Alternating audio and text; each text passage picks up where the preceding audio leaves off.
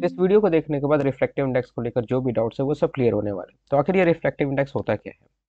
तो refractive index ये बताता है कि जब लाइट एक मीडियम से दूसरे मीडियम में अगर ट्रैवल कर रहा हो तो उसमें जो बेंडिंग आता है वो कितना होगा, इसके बारे में हमको आइडिया रिफ्रैक्टिव इंडेक्स दे रहा होता है। फॉर एग्जाम्पल, अगर कोई लाइट एयर से वाटर में जा रहा है, ठीक है, तो यहाँ पर कुछ बेंडिंग होगा लाइट रे का। और वहीं पर अगर मान लेते हैं कि एक और लाइट रे जो हमारा है वो एयर से ग्लास में जा रहा है, तो वहाँ पर बेंडिंग कुछ और तरीके से होगा।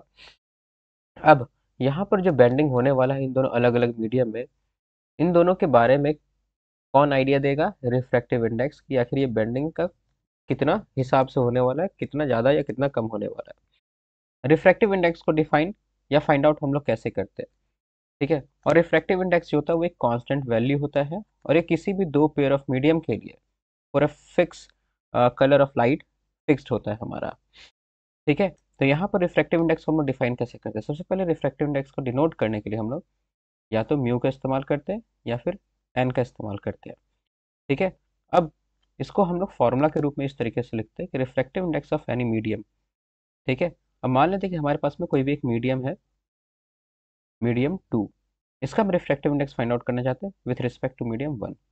इसको ऐसे भी लिखा जा सकता है या फिर इसको ऐसे भी लिख सकते हैं, refractive index of medium two with respect to one. अब यहाँ पर फाइंड आउट करने के लिए डिफाइन इस तरीके से किया गया कि मान लेते हैं मेरे पास में यहाँ पर ये एक इंटरफेस है, यहाँ पर मीडियम वन है ऊपर में और नीचे में हमारा मीडियम टू है। लाइट रेस क्या होगा, मीडियम वन से ट्रेवल करेगा, टकराएगा, और टकराने के बाद में फिर ये अपने पाथ से बेंड कर जाएगा, थोड़ा सा मुड़ जाएगा एक्चुअल पाथ से, ठीक है।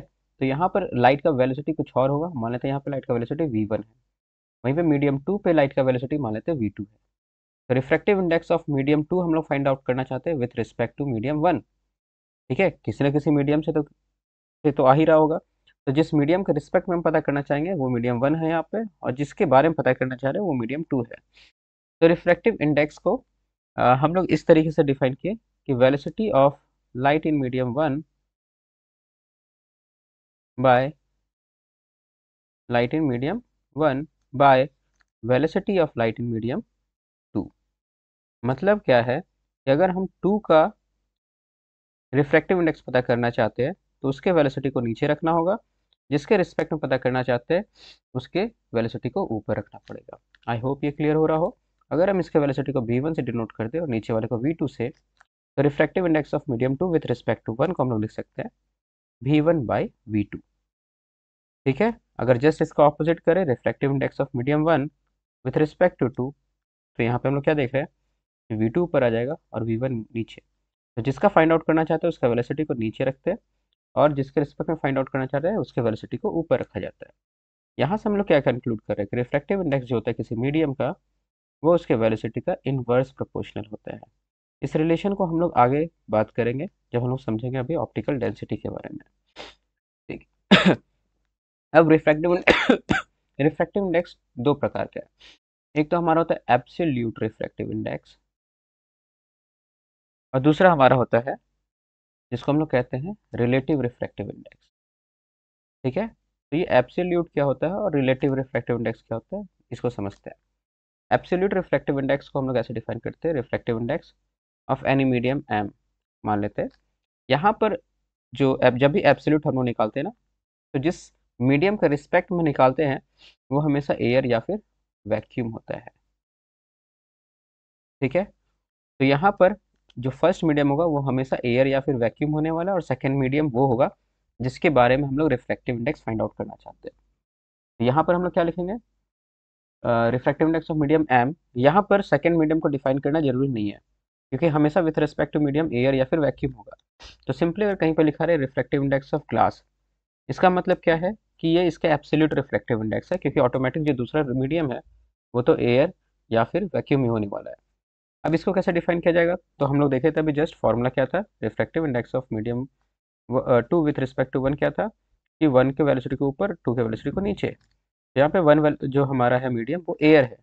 एयर में स्पीड ऑफ लाइट को हम लोग सी से डिनोट करते हैं, जिसका वैल्यू होता है 3 × 10⁻⁸ मीटर पर सेकेंड। वहीं पर नीचे में जो मीडियम हम लोग डिफाइन करने वाले हैं उसके वेलोसिटी को नीचे रख देंगे, और ये वेलोसिटी ऑफ मीडियम एम हो गया। तो इस तरीके से हो गया हमारा N M is equal to C by V M, जहाँ पर ये हमारा हो गया refractive index of any medium, जिसको एब्सोल्यूट रिफ्रैक्टिव इंडेक्स भी कहते हैं हम लोग। यहाँ पे नोटिस करने वाली बात ये है कि हमेशा इसको एयर या फिर वैक्यूम के रिस्पेक्ट में मेजरमेंट किया जाता है। जबकि रिलेटिव रिफ्रैक्टिव इंडेक्स क्या होगा? सिंपली जो हम लोग इससे पहले जो डेफिनेशन देखे थे वो एक रिलेटिव रिफ्रैक्टिव इंडेक्स का ही एग्जांपल था। तो इसके लिए हम लोग क्या करते हैं, V1/V2 के फॉर्म में इसको लिखते हैं। ठीक है। अब हम लोग एब्सोल्यूट रिफ्रैक्टिव इंडेक्स और रिलेटिव रिफ्रैक्टिव इंडेक्स के बीच में भी एक रिलेशन देखेंगे। तो एब्सोल्यूट रिफ्रैक्टिव इंडेक्स, यहाँ पर हमारे पास में relative refractive index of medium two with respect to one, इसको हम लोगों ने क्या डिफाइन किया, V1/V2। क्या करते हैं हम लोग ना कि C से ऊपर नीचे दोनों को मल्टीप्लाई कर देते हैं, तो क्या होगा हमारा ये, और फिर पेयर बना देते हैं, तो यहाँ पर एक V1/C दिख जाएगा इंटू C/V2 दिख जाएगा। ये C/V2 जो है हमारा, वो ऐसा नहीं लग रहा है कि refractive index of medium two होगा। ठीक है, absolute refractive index of medium two, क्योंकि यहाँ पे ऊपर जो है वो C है, और ये refractive index of medium one का रेसिप्रोकल है, क्योंकि C/V1 जो है वो absolute refractive index of medium one होता है, बट यहाँ पे इसका रेसिप्रोकल है, जिसको 1/N1 लिख सकते हैं हम लोग इंटू N2। तो यहाँ से refractive index of medium two with respect to one जो होगा वो N2/N1 हो जाएगा।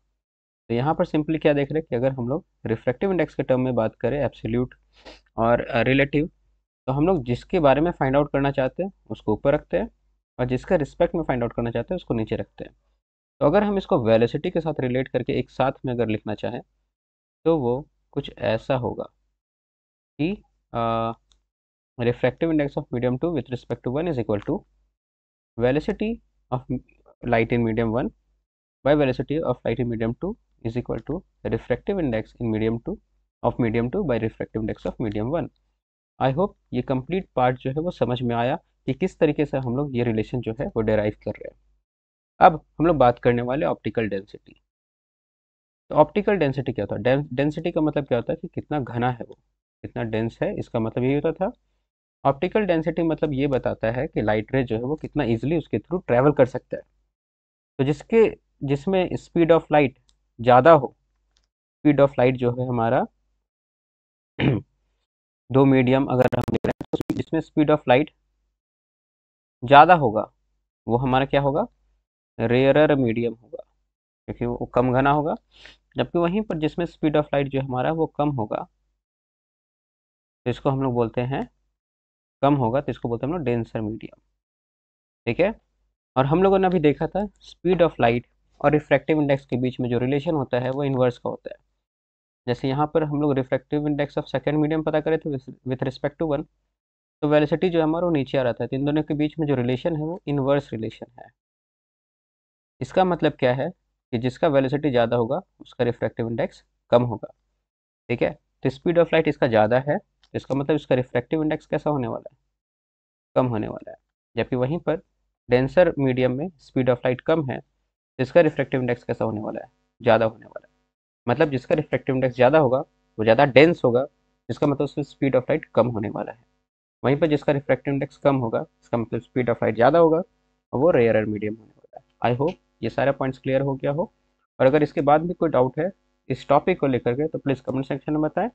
तब तक के लिए गुड बाय, टेक केयर, मिलते हैं हम लोग अब अगले वीडियो में।